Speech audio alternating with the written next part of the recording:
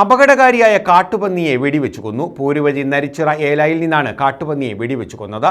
ഗ്രാമപഞ്ചായത്തിന്റെ വിവിധ ഭാഗങ്ങളിൽ കാട്ടുപന്നി ശല്യം രൂക്ഷമാണ്. ഈ സാഹചര്യത്തിൽ ഗ്രാമപഞ്ചായത്തിന്റെ തീരുമാനത്തിന്റെ അടിസ്ഥാനത്തിലാണ് കാട്ടുപന്നിയെ വെടിവെച്ചത്.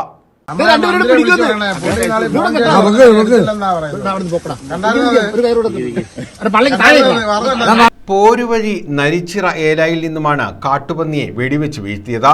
കാട്ടുപന്നി ശല്യം രൂക്ഷമായ പ്രദേശത്ത് ഗ്രാമപഞ്ചായത്തിന്റെ തീരുമാനപ്രകാരം കാട്ടുപന്നിയെ വെടിവെച്ച് പിടികൂടാൻ തീരുമാനിച്ചിരുന്നു. മാവേലിക്കരയിൽ നിന്നെത്തിയ ഷാർപ്പ് ഷൂട്ടർമാരായ ദിലീപ് കോശി, രഞ്ജിത്ത് എന്നിവരാണ് കാട്ടുപന്നി വേട്ടയ്ക്ക് നേതൃത്വം നൽകിയത്. ഗ്രാമപഞ്ചായത്തിന്റെ വിവിധ ഭാഗങ്ങളിൽ രാത്രിയിൽ സംഘം പരിശോധന നടത്തി.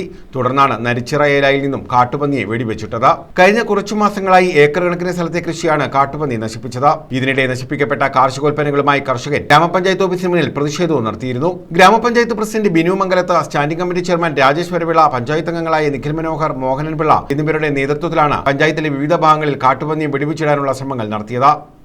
News bureau, Chakkuvalli.